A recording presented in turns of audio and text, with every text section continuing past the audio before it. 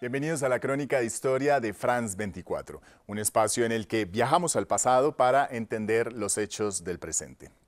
Soy Andrés Suárez Jaramillo y hoy vamos a hablar de Turquía, un país que actualmente se juega su destino político y que tantas pasiones despierta por su influencia geopolítica. Por eso miremos dónde queda Turquía. Turquía es una nación que se debate entre el Oriente y el Occidente, entre el Islam y el cristianismo. Es la puerta de entrada de Europa al Asia Menor. La actual nación turca está anclada en todo este terreno que geográficamente corresponde a la península de Anatolia. Pero durante siglos, cuando el otrora imperio turco otomano, sus territorios abarcaron mucho más.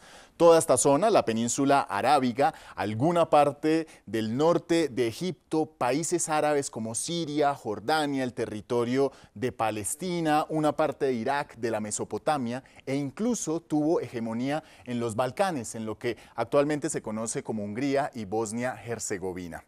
De allí que Turquía tenga una profunda riqueza histórica, es un verdadero crisol de culturas y esto lo podemos ver en una de las ciudades más hermosas del planeta Tierra, Estambul. Esta era la antigua Constantinopla, una ciudad que se parte en dos por el estrecho del Bósforo y allí un puente colgante une las dos porciones de tierra. De una parte la influencia europea con sus basílicas y sus mosaicos y de la otra las mezquitas y las celosías. Pero la mezcla de Turquía proviene de vieja data, antes de la era de Cristo. Los griegos poblaron toda la península, luego llegaron los persas, más tarde Alejandro Magno, hasta que toda esta región cayó bajo el poder del Imperio Romano de Roma.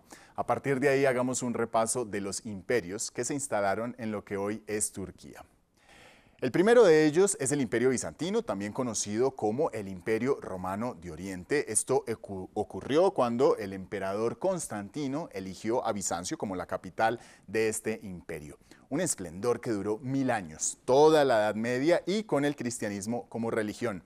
Luego llegaron los selyúcidas, pueblos nómadas que venían de las estepas de Afganistán, de Irán y que con el contacto con los árabes adoptaron el Islam y lo arraigaron a su cultura.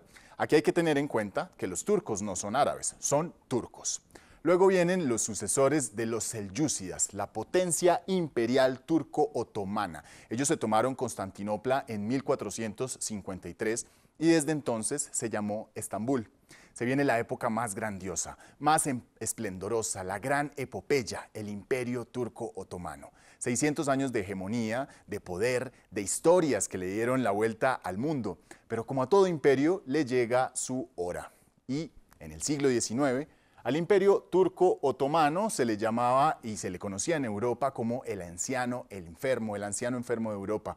Se estaba entrando en la modernidad, la revolución industrial, la constitución de repúblicas y la estocada final vino para comienzos del siglo XX. Dos hechos fueron fundamentales para la desintegración del imperio. De una parte, las rebeliones árabes que ocurrieron en toda esta región cuando los ingleses cambiaron su flota de vapor por una flota de petróleo y a sabiendas que el petróleo del mundo yace en el Medio Oriente, los ingleses apoyaron toda suerte de rebeliones para que los jefes de Bahrein, de Qatar, de los Emiratos se independizaran.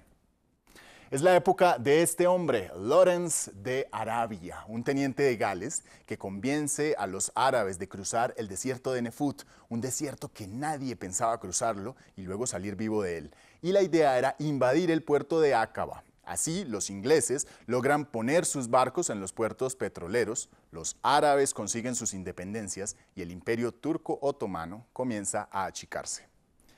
Pero el otro suceso con el cual se desintegra por completo el imperio turco fue la Primera Guerra Mundial. Una guerra en la que paradójicamente los turcos pelearon del mismo bando con sus rivales eternos, los austrohúngaros, también apoyados por los alemanes. Del otro lado, las potencias, Inglaterra, Francia, Italia y Rusia. Fue una guerra que las potencias les ganaron a los viejos imperios. Pues con la guerra perdida, ingleses, franceses y rusos comienzan la repartición del botín y uno de los botines era, por supuesto, las tierras donde más petróleo hubiera.